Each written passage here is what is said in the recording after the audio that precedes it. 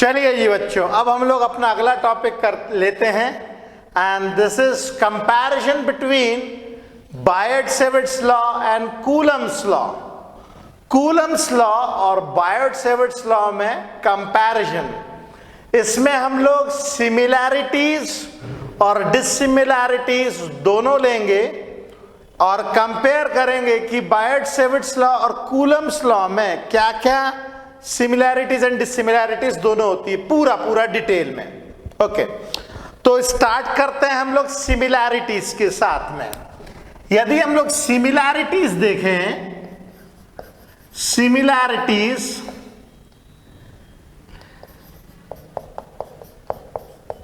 Similarities में पहला similarity, ये दोनों के दोनों जो लॉज है ये लॉन्ग रेंज फोर्सेस को रिप्रेजेंट करते हैं।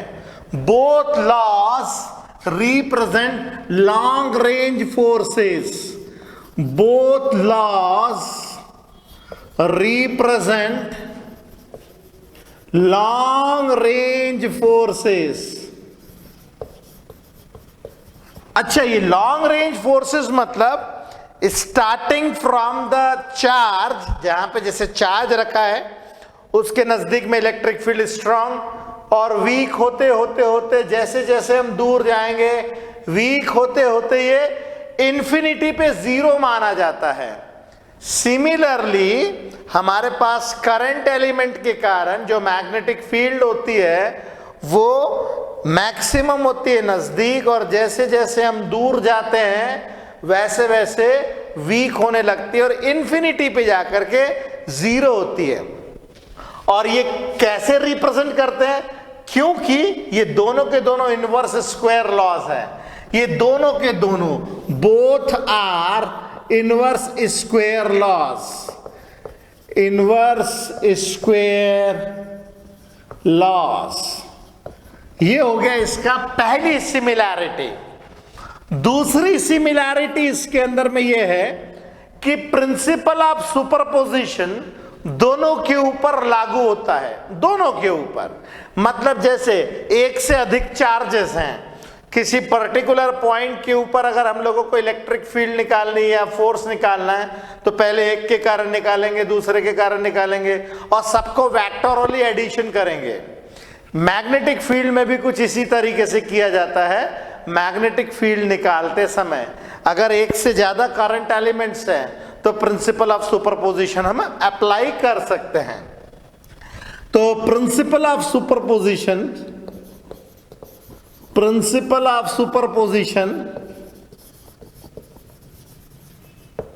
अप्लाइज इन बोथ, दोनों के ऊपर प्रिंसिपल ऑफ सुपरपोजिशन लगता है। तीसरा ये कि ये दोनों के दोनों जो लॉज है ये वैक्यूम में भी ऑपरेट होते हैं। ये दोनों के दोनों लॉज वैक्यूम में ऑपरेट होते हैं।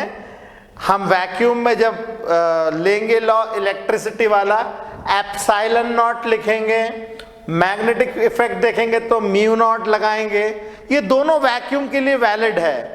और जैसे ही मीडियम आएगा तो वहां पे हम एप्सिलॉन लिखेंगे, यहां पे म्यू लिखना स्टार्ट कर देंगे। तो both laws work in vacuum, ये दोनों के दोनों लॉज वैलिड इन वैक्यूम है। तो ये तो हो गई सिमिलैरिटीज। अब डिसिमिलैरिटीज,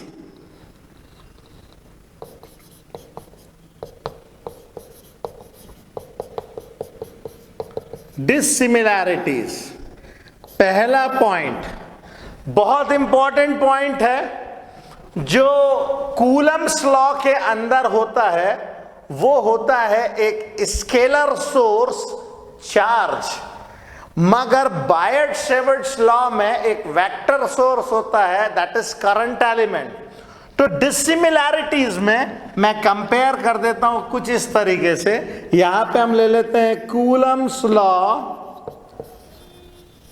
और यहां पे ले लेते हैं हम लोग बायट-सेविट्स लॉ।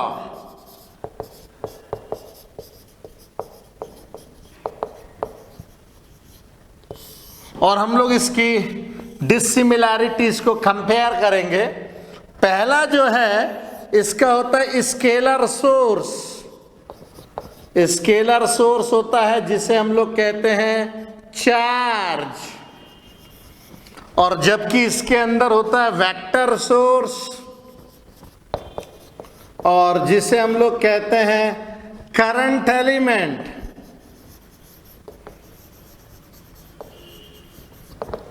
ओके, दूसरा पॉइंट इसके अंदर बड़ा खास है। अगर हम कूलम्स लॉ में देखें तो एंगल डिपेंडेंस बिल्कुल भी नहीं है, कोई एंगल डिपेंडेंस नहीं है कूलम्स लॉ में, जबकि बायट-सेवर्ट्स लॉ में आता है फैक्टर साइन थीटा का, मतलब यहां पे एंगल डिपेंडेंस है। यहां पे कोई भी एंगल डिपेंडेंस नहीं है, नो एंगल डिपेंडेंस। यहां पे एंगल डिपेंडेंस है, एंगल डिपेंडेंस है, और यहां पे हम लोग बोलते हैं dB is proportional to sine theta. यहां पे एंगल डिपेंडेंस है, जबकि कूलम्स लॉ में एंगल डिपेंडेंस नहीं है। तीसरा, और ये भी एक बहुत इंपॉर्टेंट पार्ट है, जब भी कहीं पे सोर्स चार्ज होगा तो टेस्ट चार्ज के ऊपर जो फोर्स अप्लाई होता है either in the direction of R होगा या तो opposite to the direction of R होगा। मतलब मान लीजिए अगर हमारे पास यहाँ पे सोर्स चार्ज है और यहाँ पे टेस्ट चार्ज है Q, अगर Q पॉजिटिव चार्ज है और ये भी पॉजिटिव चार्ज है तो फोर्स आएगा इसके अलोंग, मतलब फोर्स आएगा R के अलोंग, ये R के अलोंग फोर्स आता है। अगर ये एक पॉजिटिव और एक निगेटिव चार्ज है, ये पॉजिटिव चार्ज है और ये निगेटिव चार्ज है -Q, तो ऐसे सिचुएशन में जो अट्रैक्शन रिप्रेजेंट होगा, और अट्रैक्शन जो होगा वो opposite to the direction of R आएगा।